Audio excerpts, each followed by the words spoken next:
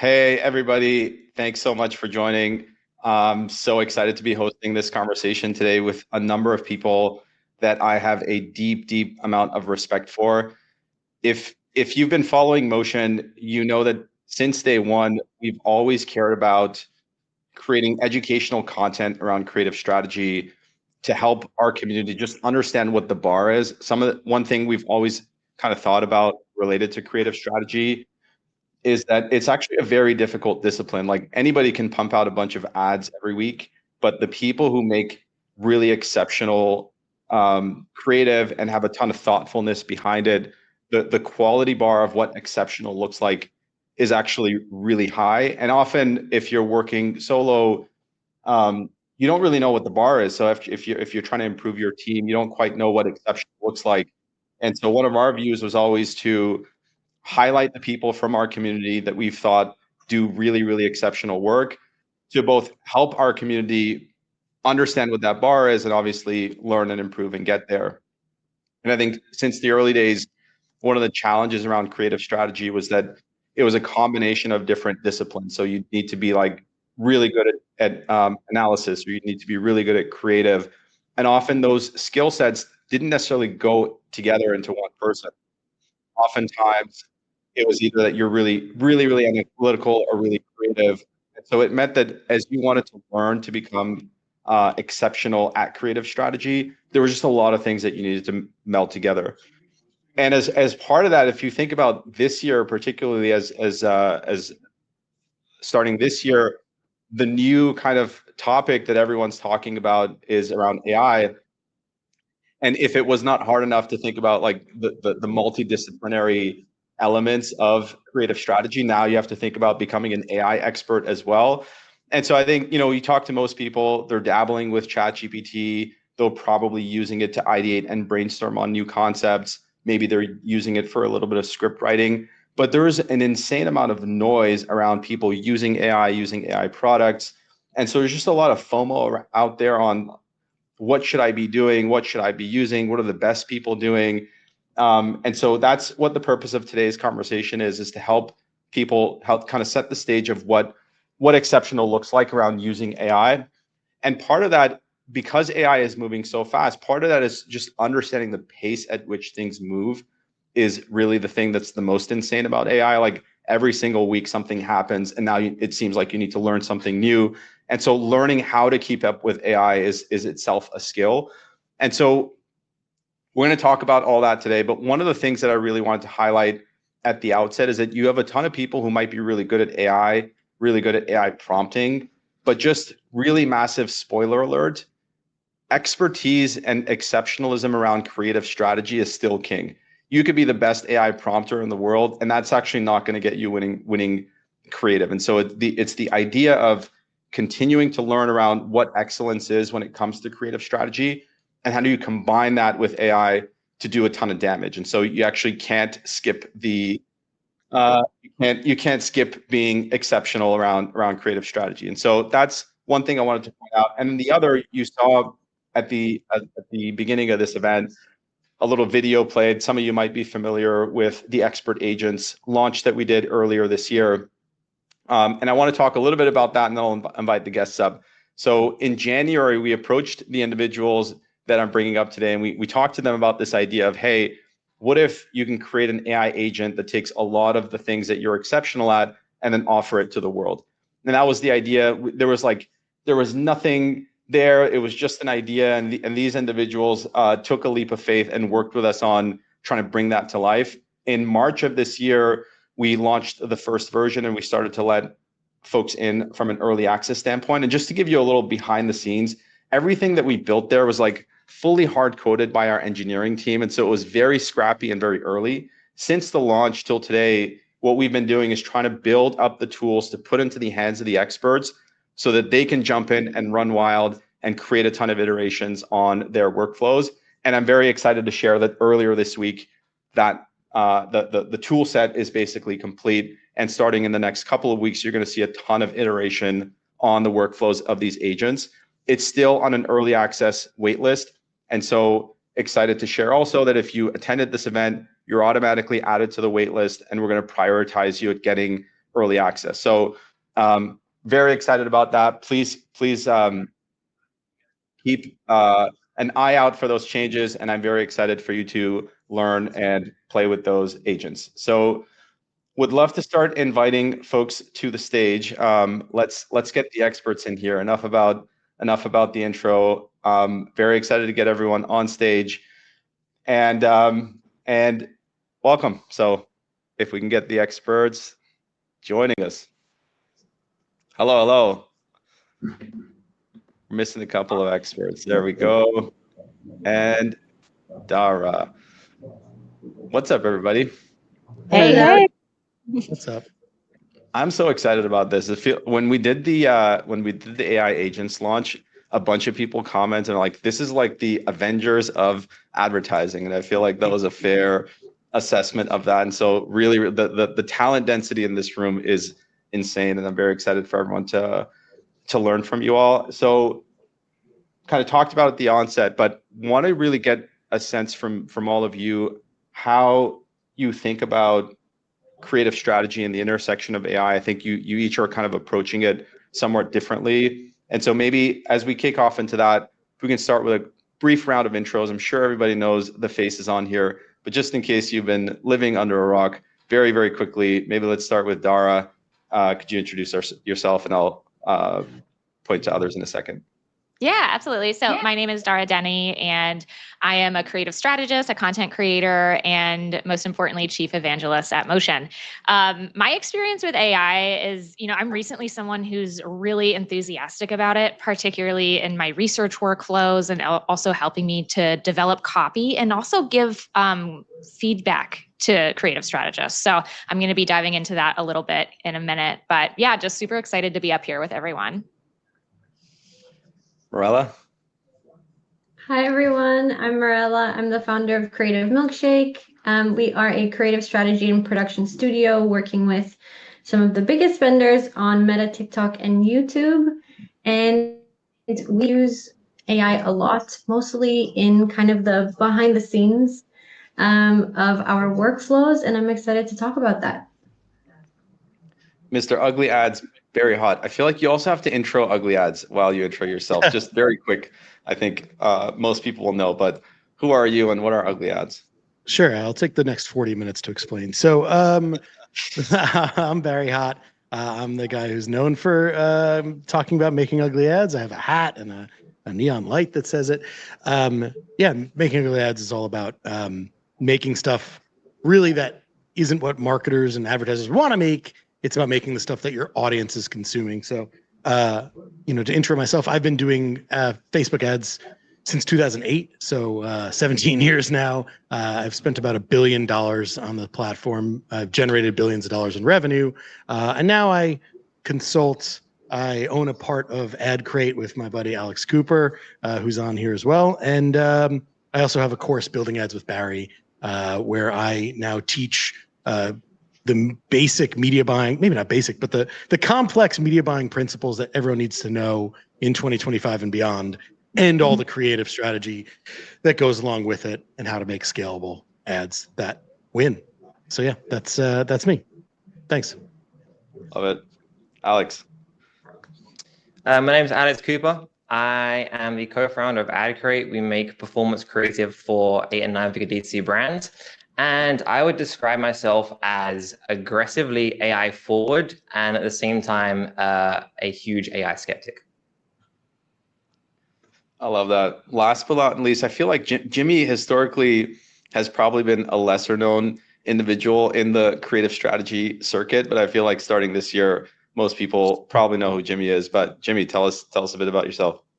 Yeah, I know. It's funny. I see everyone else here, and everyone here is like the true creative strategist experts. And I really came more from the AI side of things. And I mean, just listen, like really where I see this world going is over the next 2 to 3 years, I think every single performance marketing team is going to have hundreds of different AI agents and AI workflows a part of their creative operations. And so I'm one of the co-founders of an AI consultancy called Human Squared. And that's really what we help brands with, is figuring out how to build those AI workflows. That's why we're partnering with Motion, because we see the potential in that. And we just really help these brands become AI facing. I'm probably one of the bigger AI optimists out there. I still think the value of humanity is always going to play an important role, but man, every day that goes by, I think what I think AI is capable of just only increases and grows.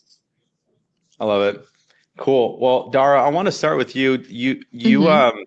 I feel like you started creating YouTube videos so early. I'd gone back recently, and I remember some of your early YouTube videos were around things like lookalike audiences and things like that. They're just like a lifetime ago. And then when creative became really important, you've just been such a big voice of educating the ecosystem around the importance of creative, and you've created so much content around that.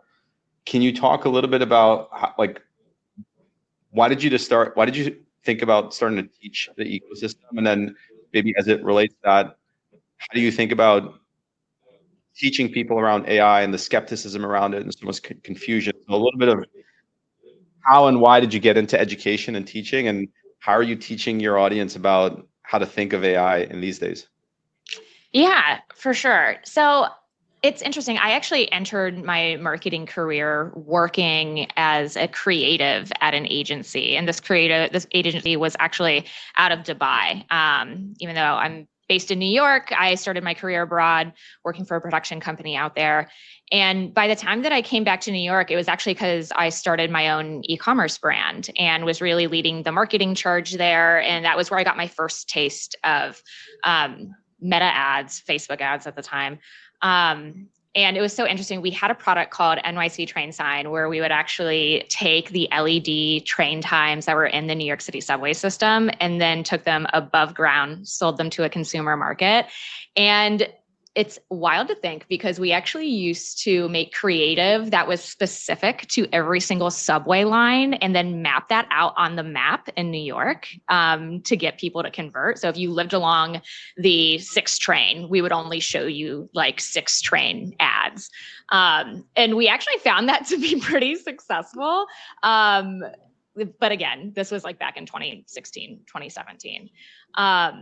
And it was really where I just was like, wow, like creative even then to me was a big lever. And I found too, it was a way that I could really differentiate myself in the conversation on YouTube. At the time, 5 years ago, like no one was really making content about Facebook ads. You didn't even really know how people were structuring Facebook ad accounts. You didn't know how people, like how they were using lookalikes or interest targeting, if they were using a stack, if they were just using one.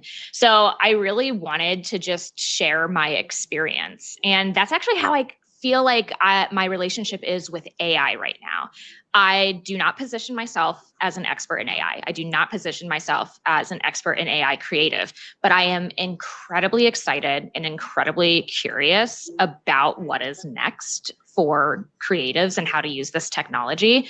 So I am taking every single day, I'm taking time out to really pressure test this technology and utilize it, and also share my experience primarily on Twitter. I guess I'm just trying to be the entry point for people. And if people are like not sure about where to start, I feel like I'm trying to provide that safe place to start like dipping your toe in to seeing what's possible. Yep. Yeah. Maybe who wants to take a continuation of that? What is a safe place to start? What's a good place to start? Yeah. The first thing I want to call out is that what's happening right now is very overwhelming. Even for us, like, supposed experts. I feel like I go onto Twitter every day and there's a new like update or a new feature or a new launch that I'm supposed to keep up with. And like, this is what I do. Like, I can't imagine if I was like a brand owner or like, actually work in an agency and I had 50,000 other things to do. My honest take is that outside of a handful of key tools, most of the stuff out there isn't going to tangibly improve your workflow today. I think a lot of it that you see on Twitter and LinkedIn is more flashy than it is practical. And we can obviously get into tools and like what we do shortly. But in terms of like where to start, I think a good way to think about it is get clear on what are your first principles. Like, what do you believe to be true about making performance creative? And then from there, like, try and think about how you can use AI to make that process that already exists more efficient, rather than just trying to look for a tool out there that, it's going to say like, oh, we do it all, and like, just come and, use our system, you can do the end-to-end process. Like, I feel like it's a lot more defensible of an approach to think about what existing processes do I already have, and how can I use AI to improve that. And I also think that if you do that, it definitely makes you feel a lot less overwhelmed, because you don't feel like you have to go and try every new tool that comes out, because you're just working on a process that already works for what you do, and just trying to see how you can slowly and surely like integrate AI into it. Marilla, I feel like when we chatted, like, you had a really good example of this, right? So this idea of creative diversity outside of AI is a topic that just like, that's often how you think about structuring creative work. And then it was like, okay, you think about that, and how does AI help accelerate that? So you want to talk a little bit about creative diversity? I think people hear about it all the time, but what's your thinking on how to approach that, and then how do you think about AI helping with it? Yeah, I think it's a challenge that a lot of brands have, whether they're spending on Meta or TikTok. It's the amount of content that is needed to scale, and even to maintain performance, not even to scale. But it's not about just increasing quantity of creatives. You'll increase quantity, but also diversifying. So making sure you have creative that hits every level of awareness, that hits all the different types of personas and pain points and emotional motivators, and you're testing different formats and styles of execution. But it's not easy to create how to prioritize and how to understand what you're already doing and what is already resonating. So what Motion is building now really is a game changer. And I think a lot of people in the industry don't fully grasp, like, because it's like initial baby stage, but having agentic workflows that are powered by the data inside your ad accounts is so insanely powerful. And we're just in kind of the alpha V1 phase of it, and just giving people a taste of what's possible. But if you can just imagine being able to interact with an agent and talk to this agent that can look into your ad accounts and process insane amounts of data and compare performance of 7 days ago with 30 days ago and 6 months ago, and give me a trend. What is kind of the ads that keeps performing, and what is the message that keeps resonating, and help me prioritize what to iterate on. Like, it's just insane, and it's just the start of it. So kind of my goal with the first agent that I created is just to kind of try and start that conversation of just like trying to establish a training model that identifies, let's say, like key 15 proven concepts or formats that you should test. Check if you have tested these already, how they have performed, recommend some suggestions, just to kind of start that conversation between creative production and media buying teams.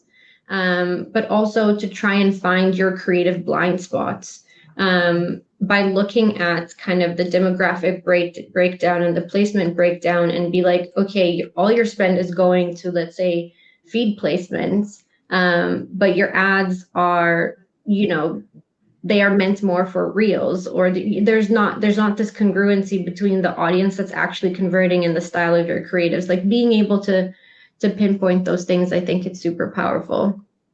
Yeah. I don't know if that answered your question. Yeah, no, that's super helpful. And you mentioned iterations in there as part of the process around that. And then Jimmy, I want to go to you, because when we started chatting about this idea of an agent, I feel like you had this really well thought out approach to like accelerating and scaling the approach to iteration. So would love for you to talk about that, just even outside of the AI use case, just how you were thinking about iterations as like a tactic inside of creative strategy, and then generally how you've thought about AI kind of accelerating that workflow.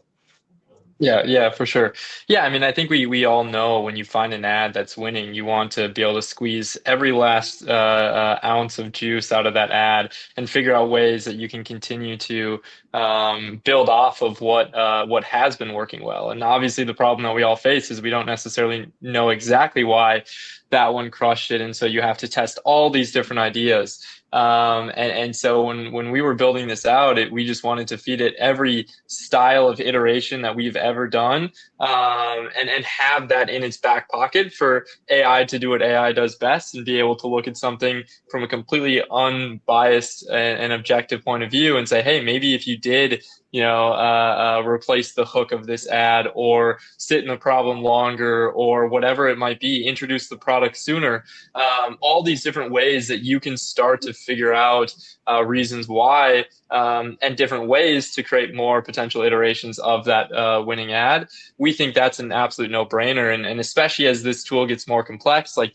you're not even going to have to go in and run the workflow. It's going to be able to just run in the back end and come to you with all these different suggestions like, hey, this has been a top riser. We think this is easily going to become, a top spending ad. Here are 5 different iterations that we recommend to stay on top of everything before it gets saturated. And so I mean, it's been a lot of fun to build this out. I think again, that's just like one piece of the pie in this space, but AI is just able to do that at scale and never miss that opportunity for those recommendations on iterations to potentially just create more winning ads.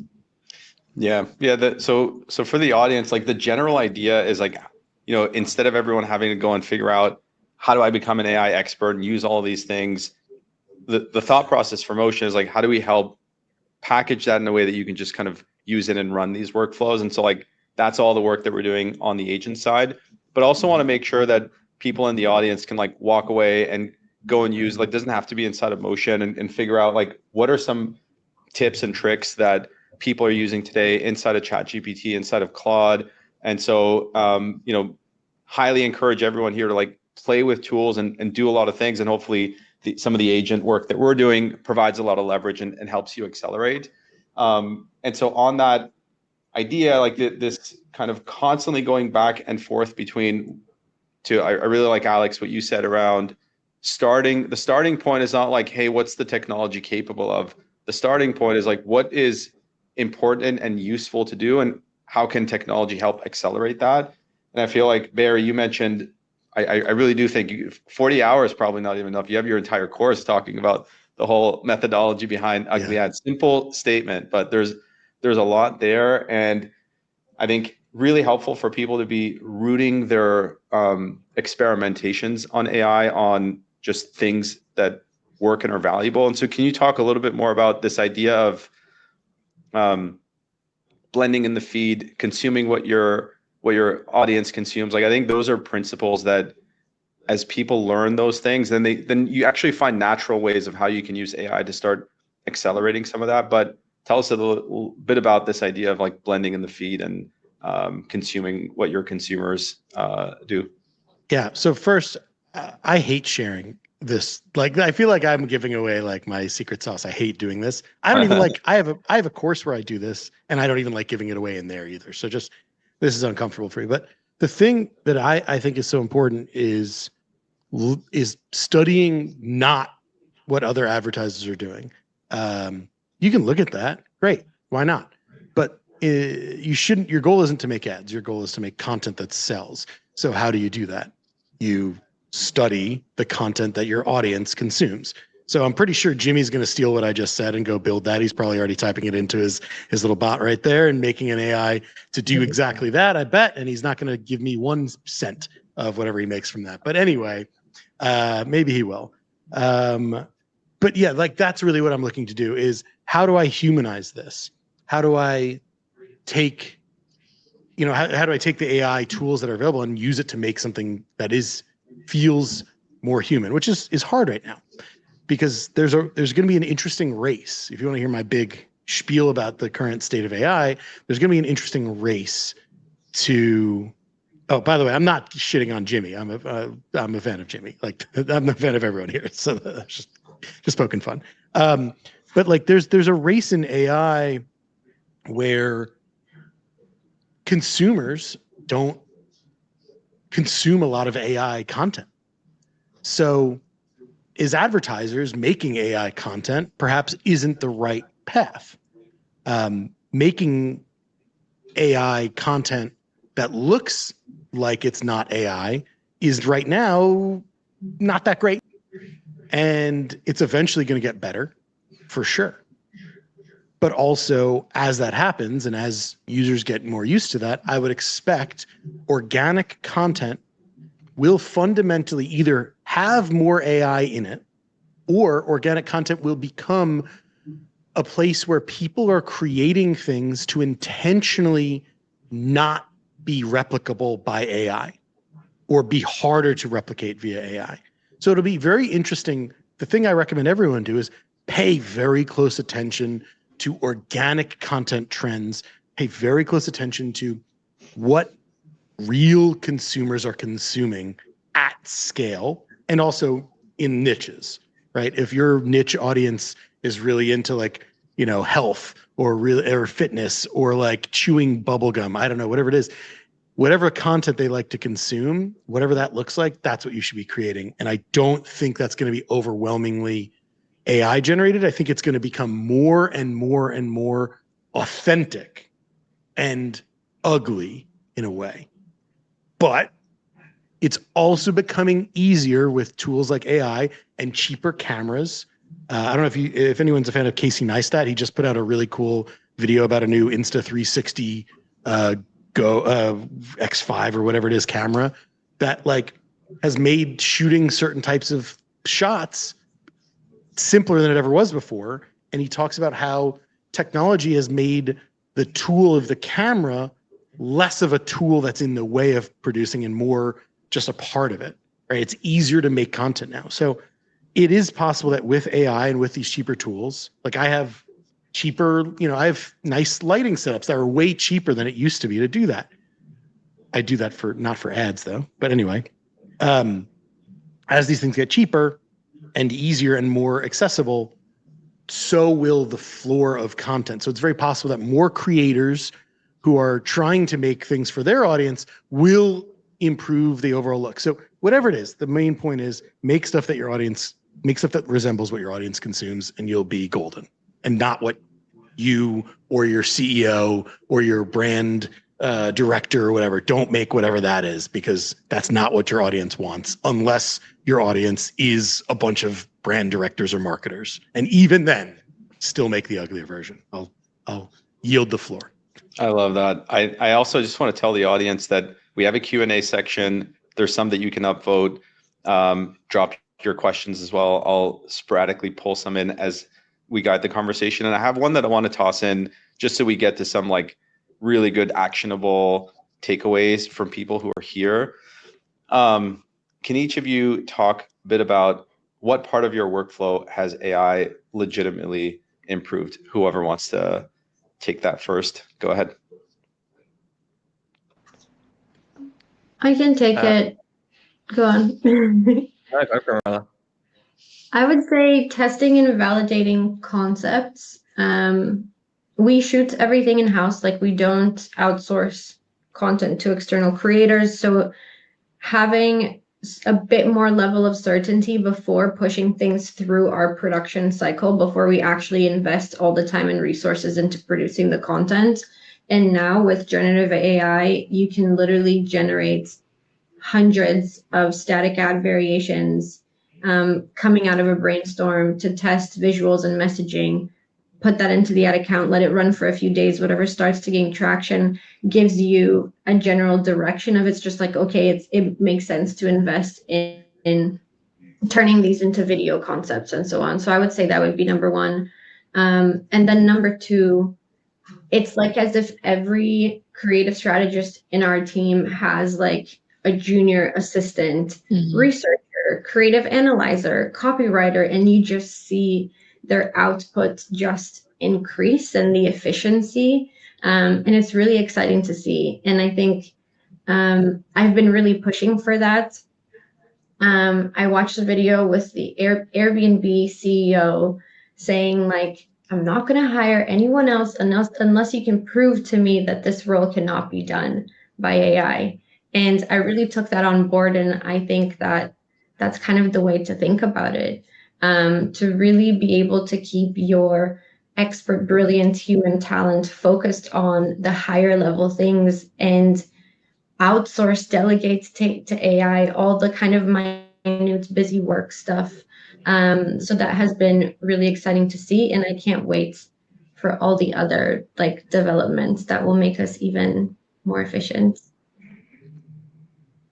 I love what Marilla is saying about having like a junior creative strategist always on board. I look at it as like having a junior researcher or a researcher like always on deck for me. Like when I am onboarding a new brand, being able to take a CSV of all of their reviews and also pull all of their ad comments and also tease apart the different things that people are worried about who are commenting on ads and maybe on their organic Instagram posts or even their TikTok posts, and also teasing apart how maybe sometimes those objections trickled through to people who actually bought and what their specific experience was. So I really love being able to get super granular with that. Like, hey, we noticed these 5 objections coming up a lot specifically on TikTok search, on our paid social ads. And can we look at the people who actually bought and the website reviews and see what actually got them to tip? Is there a certain messaging point there that we can really dig into? And another thing I love doing too is like offering that feedback loop. So once I get, hey, I have a hypothesis, I test it, I like feeding that back to the AI so that I can also make an even more informed decision the next time around. So I'd say for me, like I'm really looking at my entire process of developing creative, and where I'm using AI the most is in research and in analyzing creatives. And the one I'm very excited about though is more on the QA and more on giving feedback. I know that my thing too with AI is like, I love using it professionally, but I also love using it personally. And I know one of my like shortcomings as a leader is sometimes when I give feedback, I'm not as clear. And something that I've actually been doing recently when giving creative feedback is if a creative strategist gives me a piece, they give me a wall of content and I'm like, you know what, like the hooks are weak. How can I say this in the most succinct way? I will actually upload to AI, hey, this is what my creative strategist gave me. I'm not loving these hooks for these reasons. What's the best way I can give that feedback? And honestly, that has been like a personal unlock for me this week. So I'm just really looking at like, when I think of AI too, it's like a question I always ask myself is how can I amplify my authenticity? So I really think like using it in the research portion of it, using it in the analytics portion of it, and also knowing my own shortcomings and how I can improve on those are areas that I'm like very excited to like continue developing. I got to jump in. In my personal life, I do that as well. I love hearing you say that. I'm a rough, gruff guy, and like my feedback is always too terse and direct, as you, Dara, probably know too well. And I've been at the other end of that, so yeah. Yeah, a lot of you, most of you, I think, have. Marilla, you haven't yet, but I'm sure you will someday. But I use it for that too. So I love hearing you do that. I also use it with my wife. So I can like better say the thing I mean to say in a much kinder, gentler way than I normally would directly because I'm a jerk from New York. Aren't we all?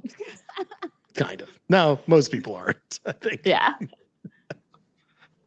I do want to go back to the point of about treating AI as an intern, because I know everyone uses the analogy, but like I really don't think it's that hard to train AI models, train ChatGPT and train Claude. I just think that most people don't put in anywhere near the amount of effort that you need to actually properly train a model.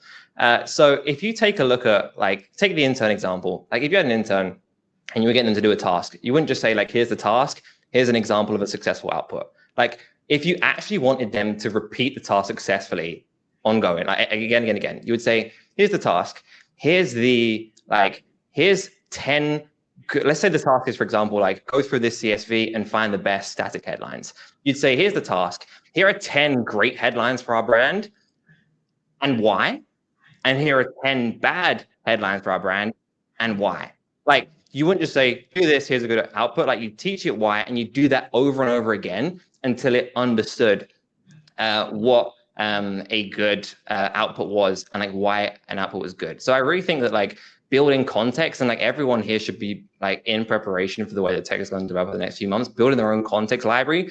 If it is statics that you're trying to build, for example, go and find, to what Barry said earlier about Jimmy stealing his content, like go and find great content on the internet, put it through a tool like Poppy or put it through GPT, and then say like, you find a YouTube video about how to make great static ads, go and put it through a tool, turn it into a document, and then add like examples of your brand. Like, here are 10 headlines that are good and why, here are 10 headlines that are bad and why.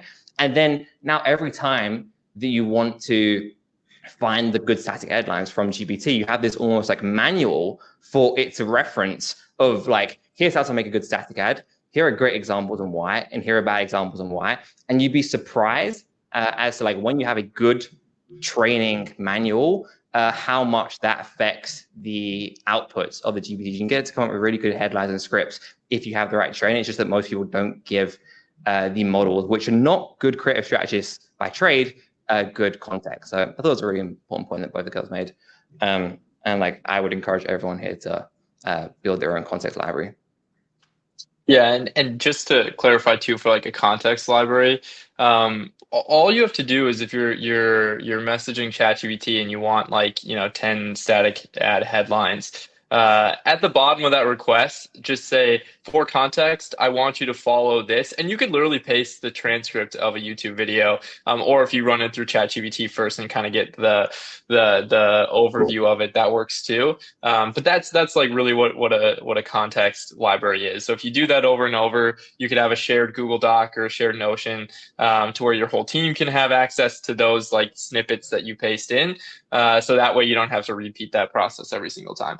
In terms of where I think AI is like most beneficial, I would double down on the research phase. Like GigaBrain is a great tool to be able to have ChatGPT within Reddit, so you can see what conversations people are having in real life about a product or a pain point or whatever it might be. That one's great. If you haven't used Deep Research yet by ChatGPT, that's a feature that they came out with not too long ago. That is really, really good. If you enter in a prompt and essentially say like, hey, I want to know the exact reason why someone would purchase X product, look at the pain points that they were having before, look at the barriers that they had to overcome to make that purchase, look at the feelings that they were having. That is such a powerful tool, because what Deep Research is that will go through and think. Normally the response time is anywhere from like 8 to I've seen 20 minutes, where ChatGPT will go through and look at different sources on the internet, come up with its own conclusions of what it's looking for, and give you this massive response. And you can even have it like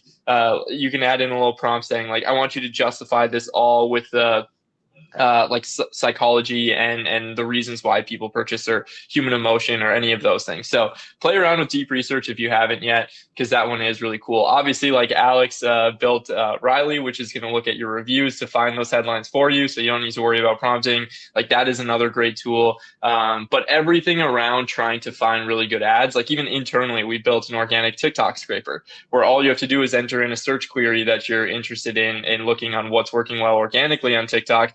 Because to Barry's point, people don't really want to watch ads; they want to watch content that works well online, and that's going to then pull an analysis of what's working well for that specific search query, what ads you're running, an analysis of like how you could mesh those two together. So the research side, I would say, is where you should be spending a lot of time with ChatGPT image gen. If you've been on social media, I'm sure you've seen that over the past month. That is also going to be something that is going to become more and more powerful. And I truly think within the next 6 months, there are going to be a lot of tools that have that capability. So the cost of creating static ads is really going to become almost nothing. And so again, it's having that taste and having the knowledge of knowing what to create that is going to become even more valuable. So that's at least like from the high level overview, what I would say is like going to be the most useful elements of AI within the next probably 3 to 6 months.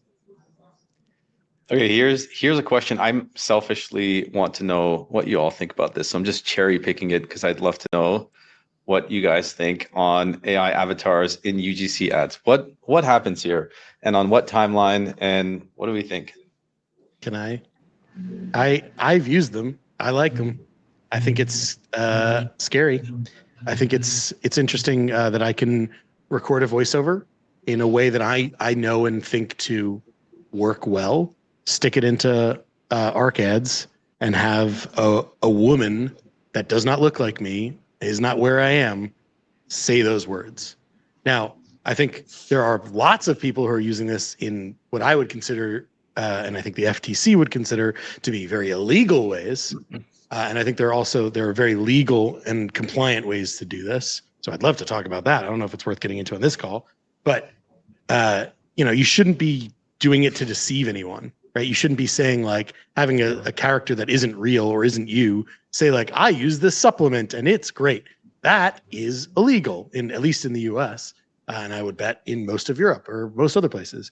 So, I think there's going to be people that are going to do that and break those laws anyway, which is problematic. And I think you'll eventually get caught. So I just wanted to say that.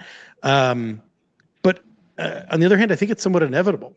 And I also think it's kind of interesting, like regardless of even that tool, there are tools now where I can immediately, I wish I could do it right now and show you, but like you can live change your face swap. So I could look like someone else and change my voice immediately. And that creates a different character and makes it relevant to different people. So I can put my words into other people's just how they look in different settings. So that's exciting. And I think it'll be also interesting to see, again, I think eventually the average consumer will start to be able to sniff out the settings and ways in which people are doing it that aren't real, but maybe the AI will eventually also get so good that people can't sniff it out. So I don't know, but I do know that I can use AI avatars right now, which are real people that submit their content to be used by AI so that I can make them say whatever. I use that to a surprising degree of success at the moment. It's not perfect, but it works enough to try stuff and make money from it. So do you add the disclaimer at the bottom that is AI? Yes, usually, but there are some instances, and I'm still, need to figure out, like if I'm having the character say, did you know this? It doesn't really matter if they're a real person or not, just like it doesn't matter if it's an actor, at least from my perspective and my legal understanding of it, right? If it was someone saying a quote from something or like an I statement, that would be very problematic, and that would definitely need a disclaimer to say like, this is a customer review reenactment, just like you would in in having an actor saying something like that. So got to be a little careful. Sure. I totally agree. It's like this, we're in this weird kind of gray zone area where things are being defined. It's tricky because at this point in time, there's this questionable ethics around like, do you always have to disclose that it is AI? Even same with like, for ads to be compliant with actors, and most UGC ads nowadays are actors, you have to add that disclaimer, paid actor, paid testimony, results may vary, blah, blah, blah. That's assuming it's a testimonial, right? Just to be clear, like, yeah, that's what I'm saying. There's a difference between testimonial and, right, yeah. But still, we're at this point in time now where like, it's about the sniffing out or not sniffing out. If you're a smaller brand, scrappy founder, you're okay with taking that risk. But 99% of brands that we work with and that we talk to, they're just like big no. They don't want to take the risk. They don't want to have AI avatars on their ads because the response and the engagement on the ads, it pisses people off. Like they do not like to get served AI avatars content. We're still not there yet. That shift hasn't happened. But I agree that it's inevitable. And I agree that like it's just a matter of time until we are okay and we understand that like AI content is created. I was having this conversation with a friend recently, and he said it best, where he's like, animation studios, right? Like it's like an animation studio. There's good animation studios, bad animation studios. It all comes down to like the storytelling and the quality of it. But you're okay. Like, you know that that's the animation, and it's going to take, it's a matter of time until people are okay and accept that content is kind of AI generated. And then it just becomes a matter of like, do you have good storytelling? Are you a good animator? But I think right now we're in this very tricky point in time where most brands, at least my experience has been, they're just not okay with it. And I understand why. Yeah, I mean, I guess it depends. I mean, we've seen at least, younger audiences are much better at sniffing it out than older audiences. So there's something to be said there. I do think it, like what Barry said, it's inevitable. Like we're getting to the point now with, Mirage is just shipped 8-second clips, I believe, and like they're not even real people. They're just like you prompt it like you would ChatGPT, and it goes and creates, a man in Central Park with the product. So, I mean, the first one they tool that came out was ArcAds, and I remember tweeting about them. I'm gonna say like February of last year, like right at the start of AI UGC, and I got so many hate comments on that tweet and that YouTube video, saying like we'll never be able to do this. Like this is awful. Like how can you do this? And now, like, those same people are using AI UGC. So I just do think over time, people will continue to adopt it. But like, yeah, it's at least from what we've seen, different from generation to generation. I have to jump in. I just went to go double check. Like, I haven't added an account that is definitely my voice that was done by an AI, and that I don't see, and it's been running for months. I do not see any comments that even suggest that they think that it's AI. I see. You can't tell. Like that's the key, right? Like if you can't tell, that's a different story. I mean, they can't tell. They're focused on something else, and it's also there's other clips mixed in. We intentionally mix in B-roll, right? Like to help hide it, because if the voiceover doesn't sound fake, which when you do a lot of AI generated stuff, it does. It doesn't get the inflection right. But if you're using real human inflection, and then you're able to mix in clips. Yeah, people might not notice. So what has worked well for us is you take a UGC clip and you take a screenshot of it, put it into ChatGPT and ask it to turn it into a prompt. So it describes literally like camera settings, lighting, depth of field, context, everything, every detail. Then you put that into Mirage and it will generate you something so real that you're like, I cannot believe this is not an actual human recording this. And it captures like emotion. We even tested it with like someone saying something crying. Like it's actually insanely good. It's scary. Did you because I don't know if that there are captions, the folks who built this Mirage feature. I know for some time you had to, if you wanted the best kind of like facial expressions, you had to record the snippet. Is that still the case, or can you upload type transcript? Yeah. Wow. Wild. I think like one other important note to know about this space is especially if you're working with UGC creators, if we take AI UGC versus actual UGC creators, really the UGC creators are a tool, unless you're giving them like total creative flexibility of like, hey, just record your honest reaction to trying this product or whatever. But most of the time you're going to give them some sort of direction. And now as a creative strategist, like you're just going to be the one that gets to come up with all of that. And that's, I think, like what is going to be so interesting about this space is you can see what all of your customers are saying elsewhere. And then you don't have to work with creators, and you could have, the clips that you're envisioning in your head without having to wait for all these creators to get back to you. Now, again, like I'm not saying that it's going to entirely replace the UGC creator space, because there are times where UGC creators will just say something and it's like, oh man, I've never thought of it that way. And that's where the brilliance is going to be. But all this is doing is just the amount of ads that you can create and the amount of things that you can test is only going to go up higher and higher. And that's what becomes kind of fun about this is like we all are are the artists at the end of the day. And what's changed is we're no longer just having to use one paintbrush, but we can have 80 different paintbrushes going at the same time, casting out what our vision is onto the ads. And so that's what I think is going to be really fun, whether you're using AI, UGC, or humans. Like, it's just we get to test so much more and not have any boundaries from a creative perspective.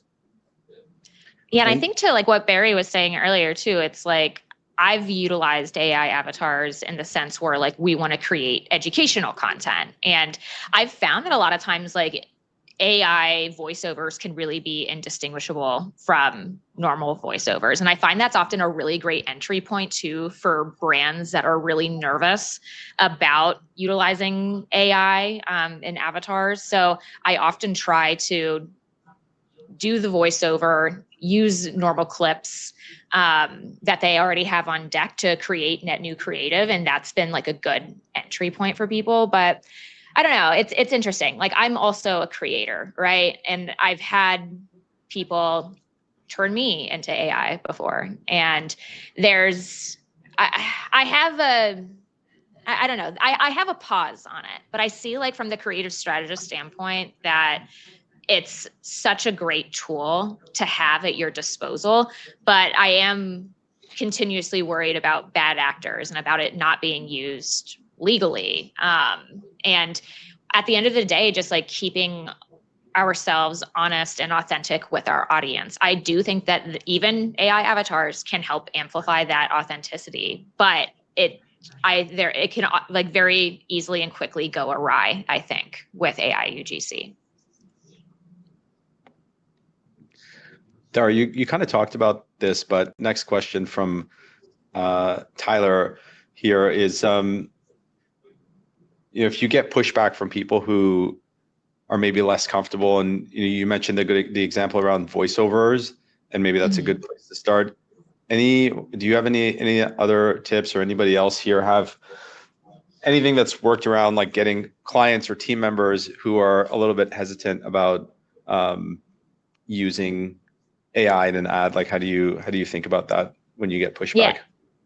Yeah, I mean, I've actually found that it's just like a great training session to have. Like, I've found that team members often, unless they already have some interest in this space, like aren't going to deviate from their workflow to seek out a lot of that information a lot. So I do like on the ground, like training sessions with people, including clients, to help them get more comfortable with it. But yeah, I mean, the same way that Alex also posted about ARC ads, like I did a partnership with Mirage. I got a ton of backlash about it.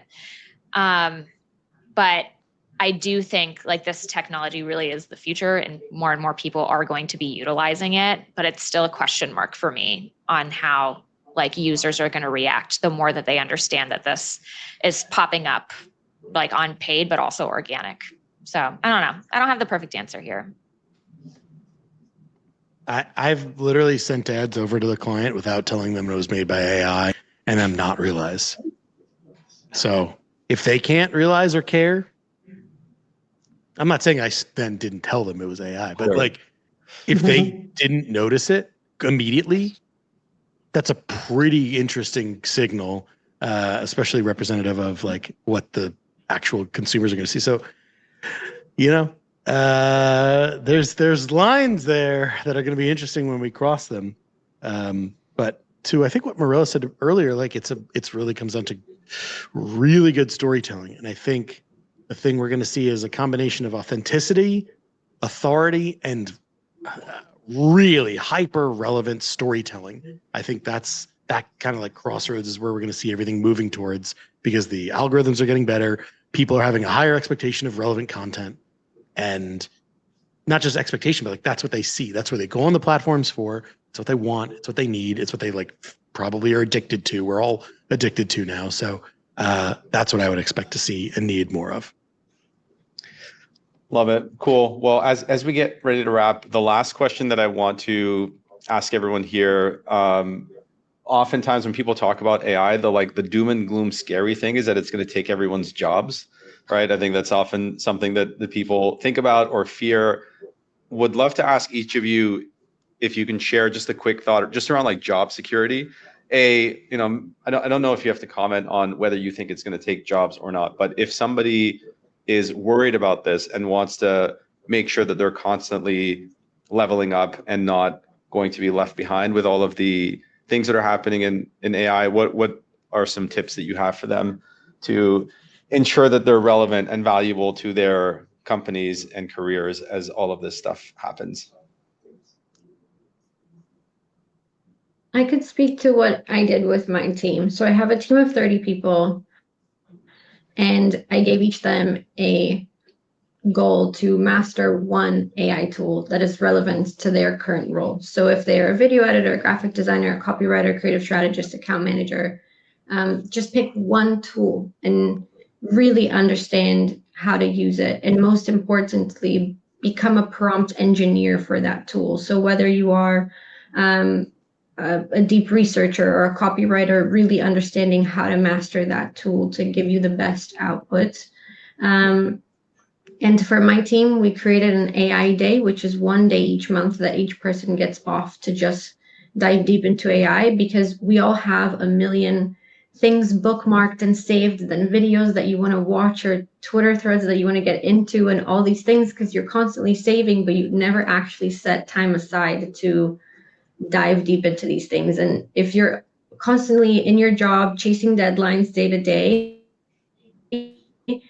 you have to make it a priority. So we made AI Day so people can actually take that one day a month to try to master that tool. And I think at the end of the day, you're not going to be replaced by the AI. You're going to be replaced by people that know how to use AI really well. So if you pick a tool and you just understand how to prompt, like Alex and Jimmy were saying, just really understand how to work with these tools, I think you'll be solid. I have to add, anyone who's listening to this right now is already ahead of everyone else. The other people who aren't here right now are the people that should be scared. If you're here right now, you should at least have that little bit of comfort. You can take a little breath, take a sigh of relief.